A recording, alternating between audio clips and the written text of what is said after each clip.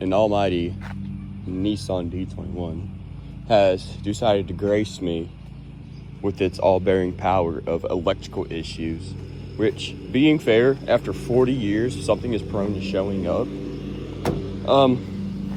So I have a bad case of dashboard lights flickering. Could be a few different problems. I'm gonna start by going over the basics, and then I'm gonna bust out the multimeter and let's see what kind of hell I'm going to put myself through today.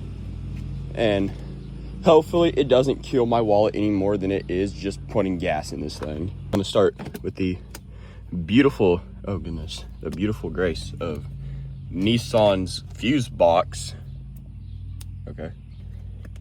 And we're gonna start with this fuse picker that Nissan so graciously lended us, but it does not want to come out. There it goes. We're gonna see what could be causing my dash lights to flicker. Seeing here on this about 40-year-old vinyl. After picking and choosing some of these graciously placed fuses, there's nothing that looks out of the ordinary so far. Those words are gonna come back to bite me in some way. I don't know how, but it most likely will, given my luck with vehicles. So it could be a shortage, I think maybe a relay, or the alternator, because the problem does disappear when I get up into the higher RPMs, which is kind of suspicious, but I guess we'll roll with it. I felt the need to break up the gracious multimeter to come to our rescue here. And I think that's our culprit down there.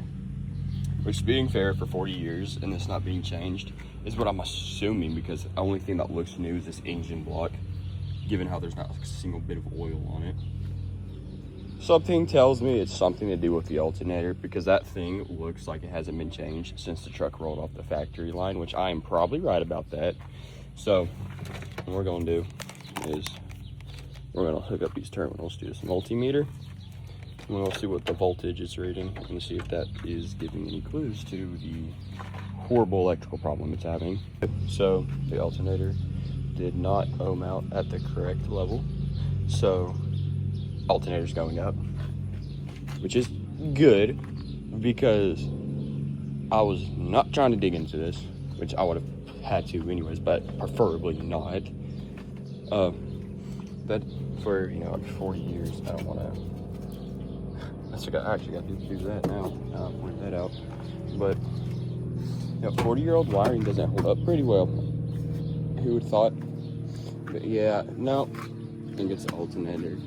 It's gonna have to sit as stalemate for a little while, just because of the fact that my bank account is not allowing me funds of me purchasing an alternator. So yeah, he's just gonna have to run with it. And there is an issue I do got to address next, and it's that I don't know what happened there, but that's gonna have to go. Yeah, I'm gonna check some electrical connections just to be sure under the dashboard. So we'll see what's doing under there. After getting comfortable with the underside of here, which it is not too pretty nor comfortable, I am pretty sure it is the alternator. I took it for a drive a little bit ago, and when it starts getting up into the higher RPMs, it tends to like even out, and then the dash flickering stops, which is always an amazing thing.